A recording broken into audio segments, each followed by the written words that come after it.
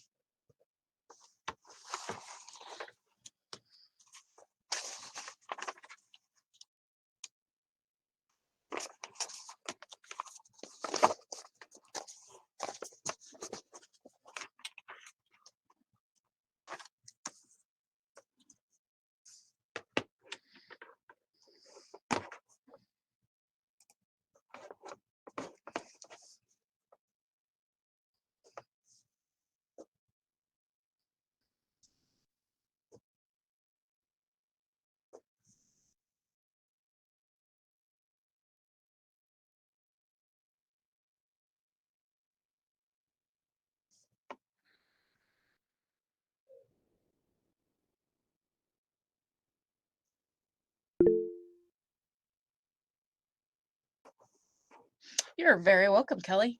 Yeah, YouTube has a lot of great instructional videos if you're ever needing more support.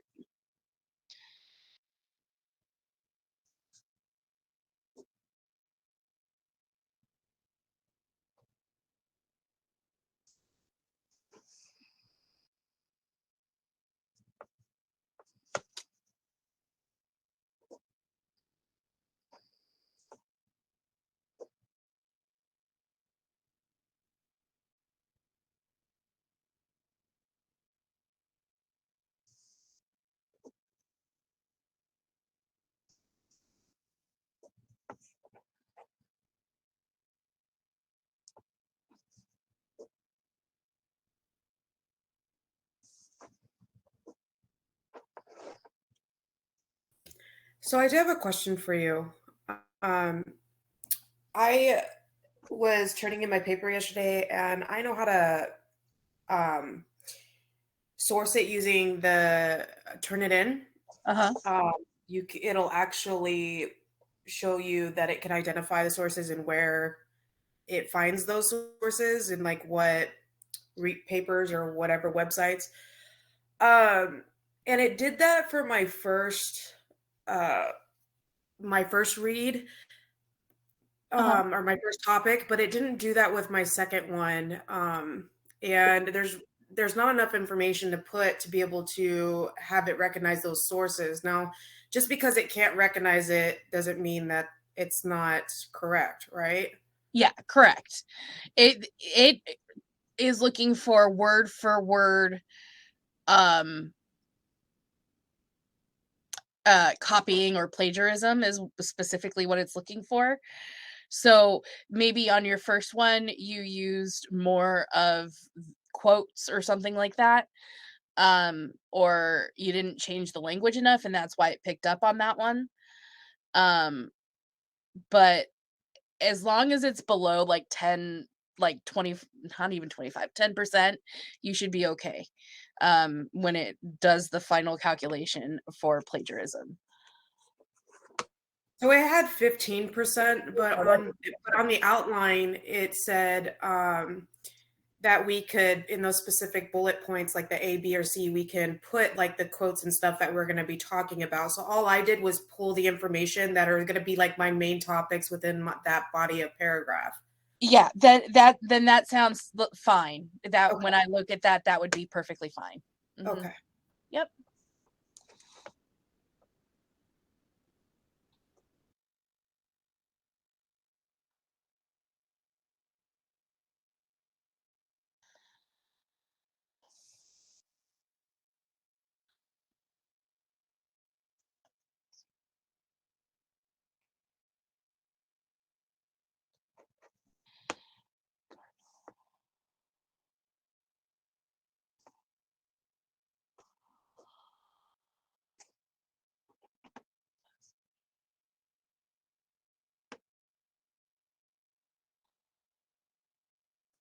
Aisha, I did, or Aisha, I'm sorry.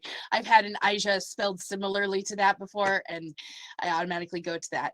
Um, so I would have to take a look at your thing, but you typically leave a note if there's something that is incorrect.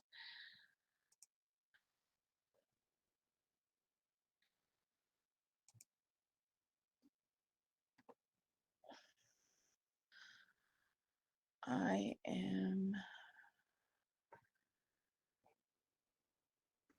verifying right now.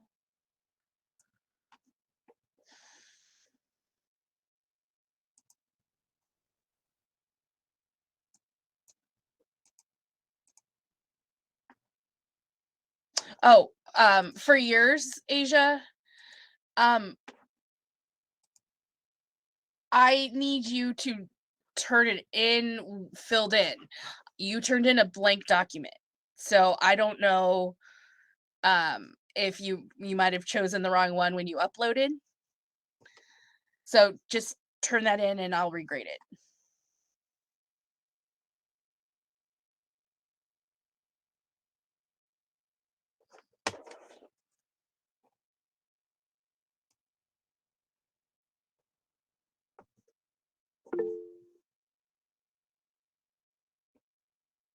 Okay.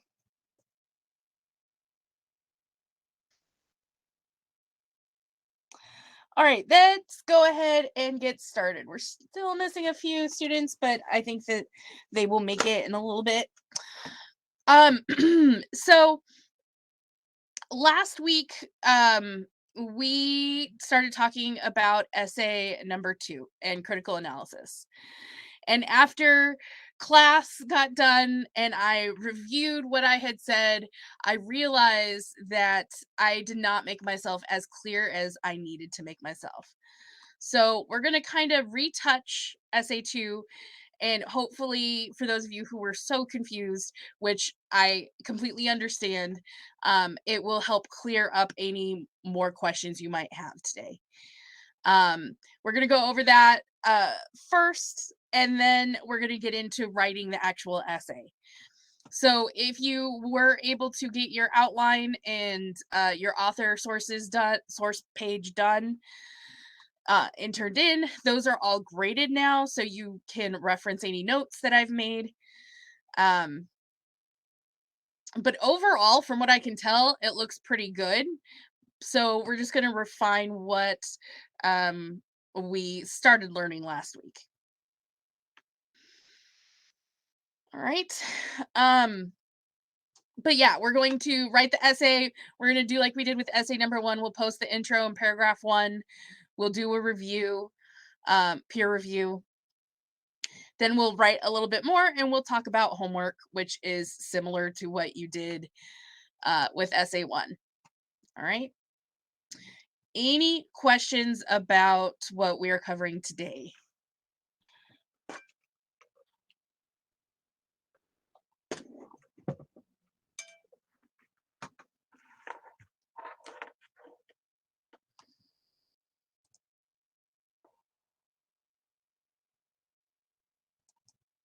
All right, I don't see any questions. Of course, if you have them, you put them in the chat or raise your hand, let me know. All right. So we're going to talk about critical analysis first. And I found a quick video. This is not the one that I sent in an email after class, that I think can give you a more broken down version of what we should cover. And then we're going to go over a few things that I saw within your outlines that will help you in writing the essay.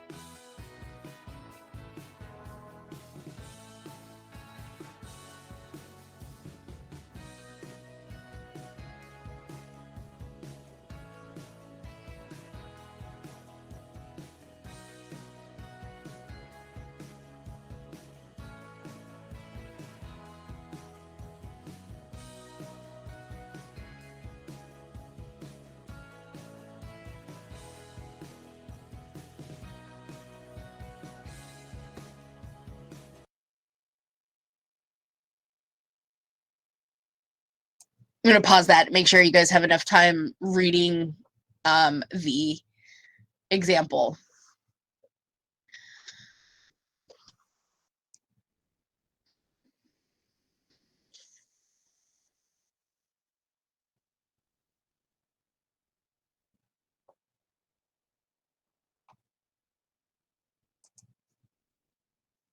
All right.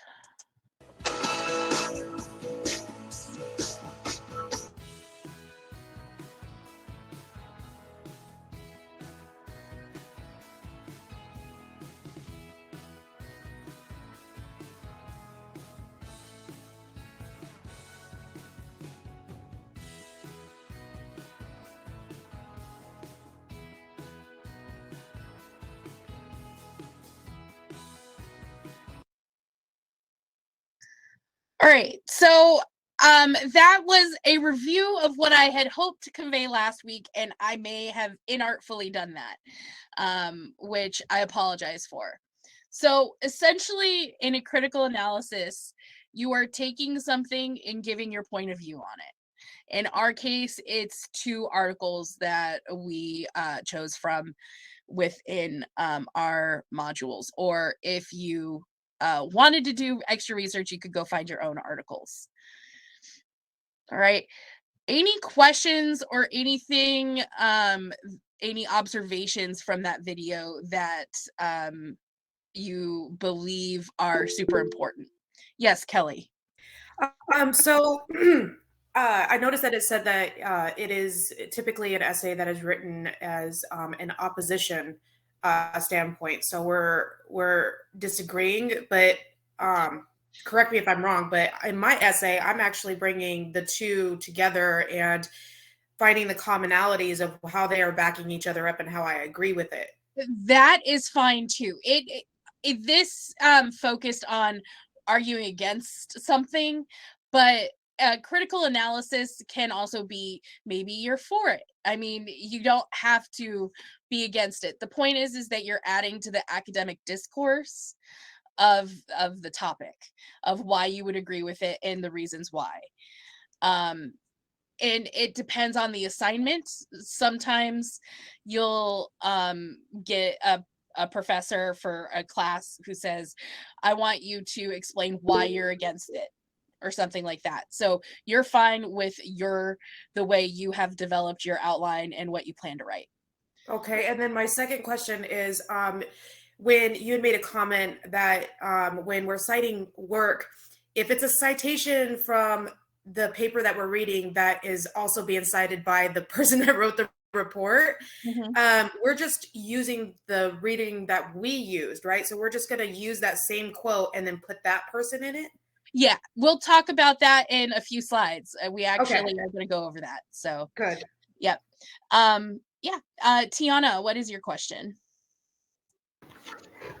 Okay. So I just wanted to ask okay, like what is kind of like an example that you would give to us, say, like about, I'm sorry, I'm jumbled up, sorry. How do you suggest that we would write our own opinion without like saying I or like myself or just like using like personal pronouns? Like how would you suggest to write that? I will show you also in a few slides. Yeah, Okay. we're going to go over that as well. Okay, thank you. Yeah. Anything else? Any other questions?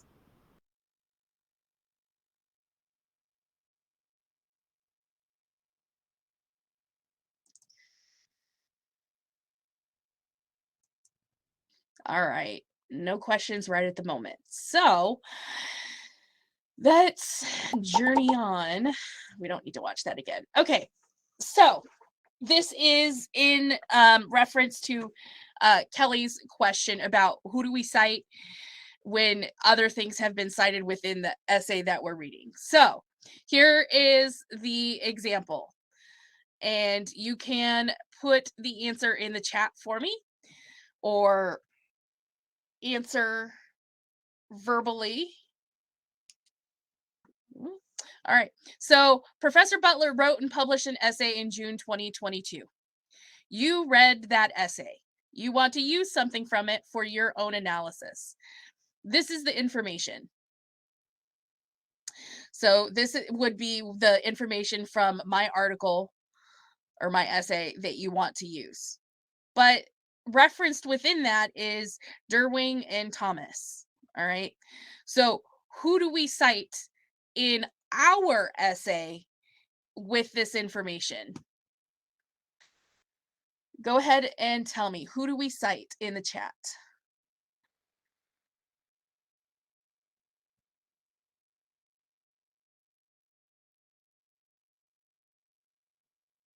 Mhm.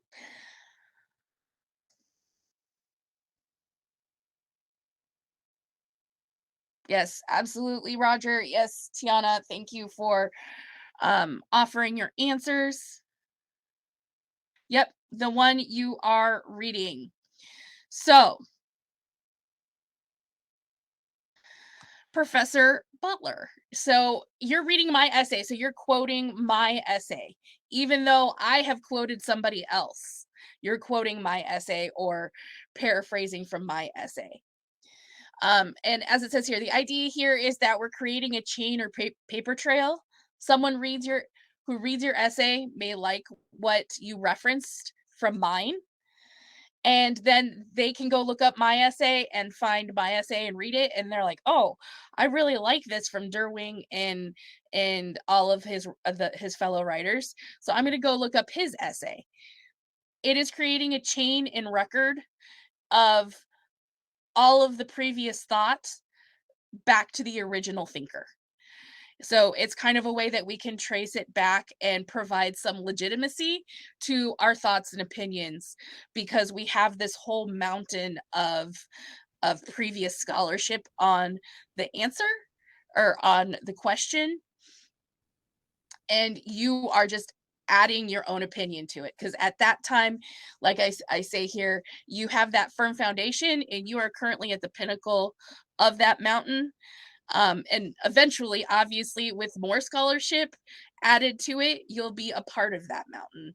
Um, and that's just kind of what the purpose of having that chain of creation is.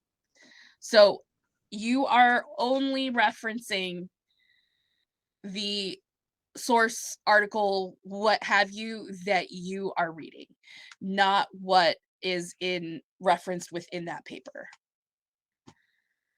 Makes Any perfect sense. Thank questions? you. It kind of forces the reader to get all the information. So even though someone may have their perspective or done research from the very beginning and wrote a paper on this, things might have been different a century later, depending on how long that study has been around. And so it kind of forces you to get all the information through the generations or years or through that whole study. Exactly. Got it. Absolutely. Mhm.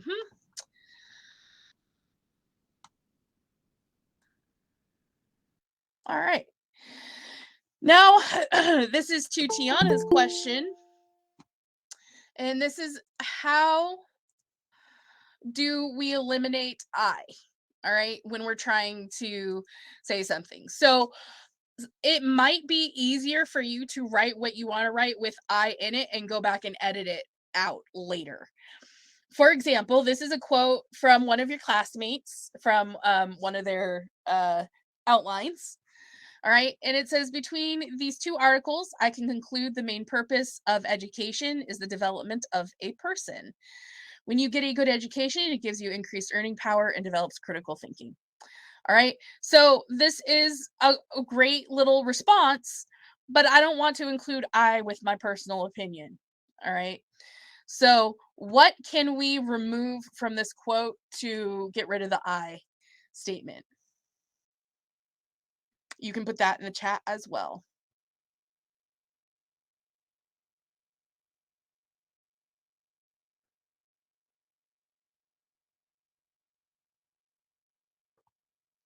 Thank you, Kelly.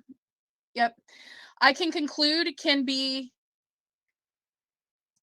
taken out. Ooh, it won't go forward. There we go. Yeah. So between these two articles, the main purpose of education is the development of a person. It means the exact same thing. It is in that sentence, it's implied that that's what you conclude because you're doing the writing, right? So you do not have to put I, me, my, anything like that at all because it is assumed that it is your opinion.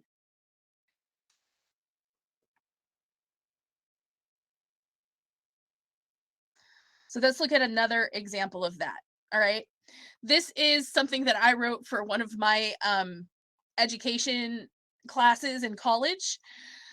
We were allowed to use I in our responses, but it would have been easy to change it.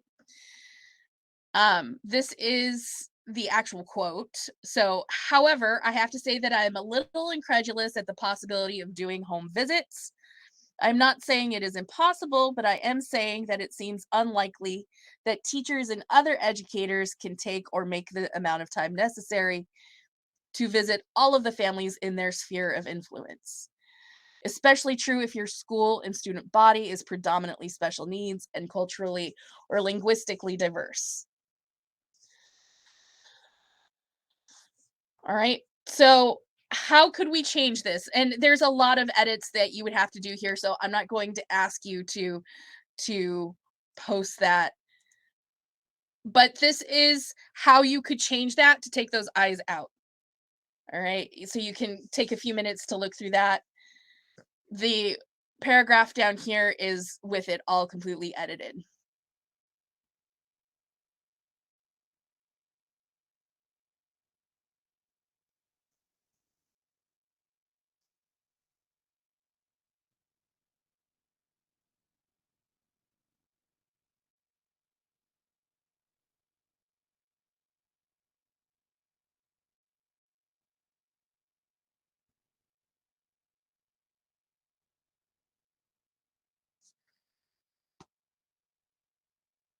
All right. So, yes, Kelly.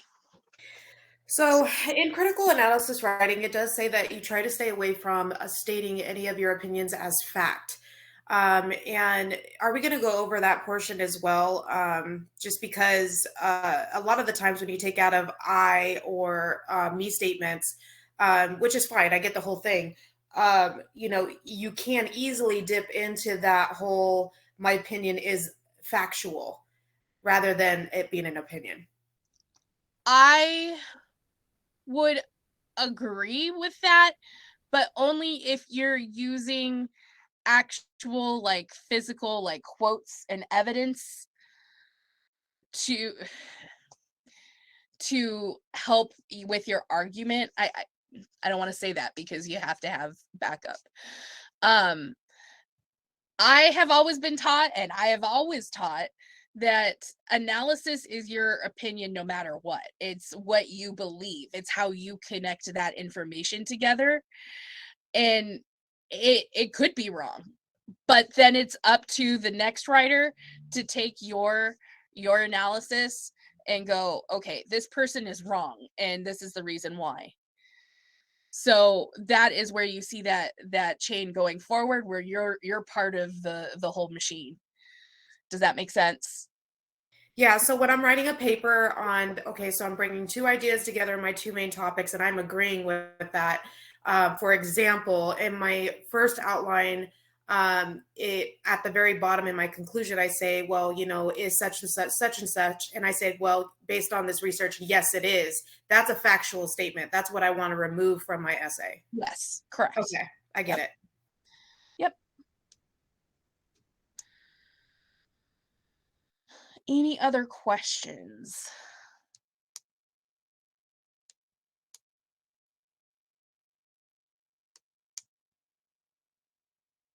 All right. So, just to summarize, basically what you when you write in your own essay, it is assumed academically that it's your own opinion, unless it's paraphrased and quoted and you have the citations there. That is why citations are so important, because if there are no citations for paraphrasing or summarizing or anything like that, I'm going to assume all of that is your own ideas and your own work, even though it's not. So that is why citation is so important in academic writing.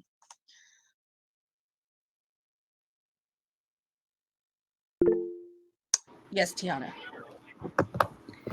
So would we cite, okay, so would we cite like everything that we pull from the research paper? So like, I mean, I don't know how to explain it. Like as in like anything that we get from the paper, not just like quotes and not just anything, but like just general ideas and everything from the paper, or do we only cite when it's verbatim from the article? You have to cite just general ideas because paraphrasing and summarizing are just generalized ideas from the paper. Okay. Yeah. And so that's when we would use the citation where they just put it in the quotations. That you use the quotation marks for direct quotes, so that is verbatim from the paper. Okay. If you paraphrase Okay. or summarize, if you paraphrase or summarize, it's going to look like your own opinion, your own opinion part, but it's not, because at the end you'll have the citation telling me that that previous part did not come from your brain, it came from somebody else. Okay. Does that Okay. make a little bit more sense? Yeah. Okay. All right. All right. Thank you. You're very welcome.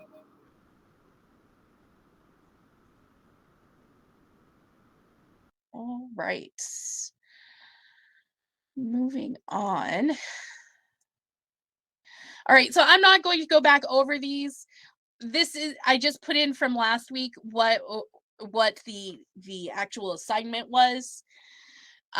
If you are in that presentation, you can go back over them. Of course, we will cover the essay requirements as we get started.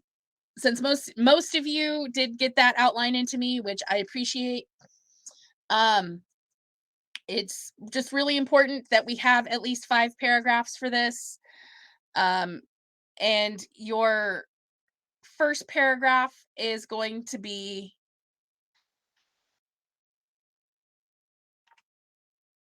um sorry, your first paragraph is going to be an introduction.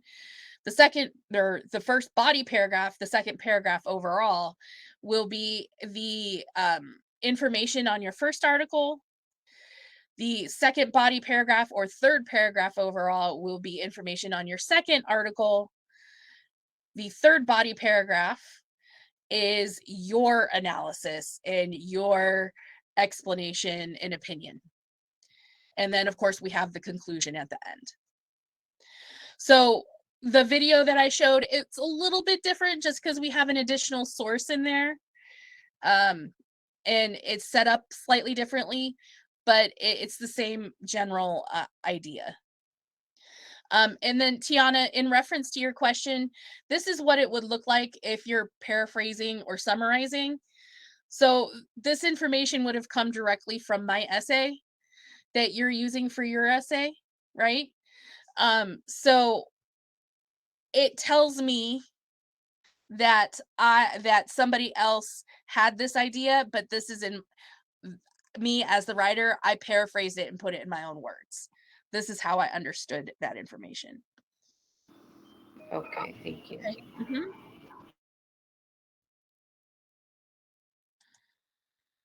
All right, we're going to get started writing, but I want to take a look at Canvas first. So let's go ahead and switch this over. All right, we're done with essay 1. Okay, so opening up, we are of course posting to Canvas our introduction and first body paragraph. And when we assign when I assign the reviews for us in a little bit, these are the questions you're going to be answering based on what you're reading, all right, from the person you're reviewing. All right, so you can read through it. It will also help you with your writing, so you know what should be included.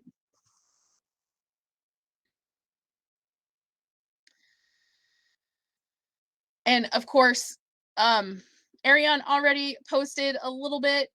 I think we still need one more paragraph there, but you're essentially hitting the reply button and then you can copy and paste your information in that box.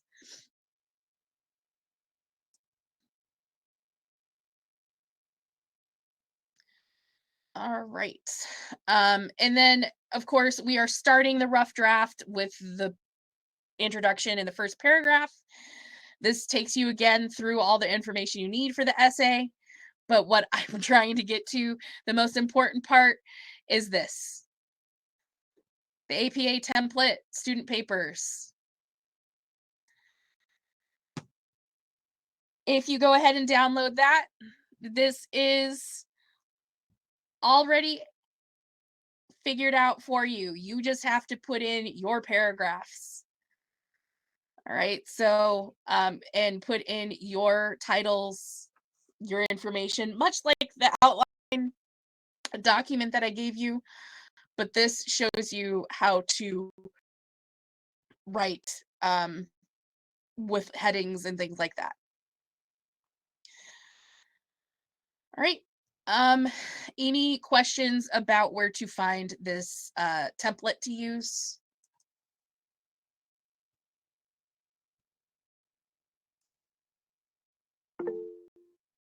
Yes, Dina. So I know that you put your, I guess it's kind of like your I guess I saw that you put an APA template on Canvas. Am I allowed to use that? I requested like an edit thing if that's possible, because the one on my Google Docs, it's just like I don't understand it very well. Yeah, it's all through Google Docs. But I downloaded it in Word. So what you need to do, Nina, is go to the SA2 rough draft post and use this template that's here. Download this one. Where is that? It's SA2 critical analysis rough draft. Oh yeah, that's the one that I asked. It's wouldn't let me like put it on or like put my stuff on. It was saying I needed to request edit access or something. This one you just need to download because it's just the document. It's not a link or anything like that. So you should be able to hit download and open it up in Word. Yep. Thank you. You're welcome. Sorry for being late as well. It's okay. I'm glad you were able to make it. All right. Anything else before I let you work?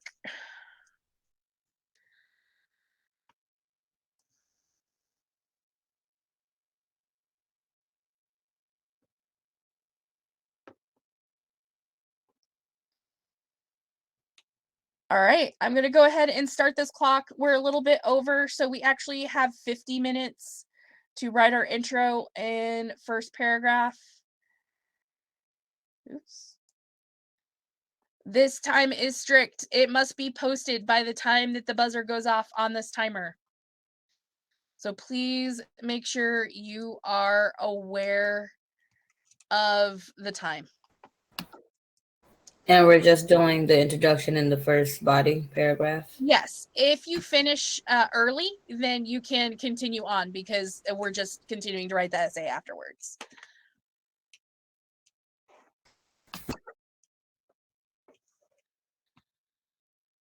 All right, I am here if you need clarification on anything.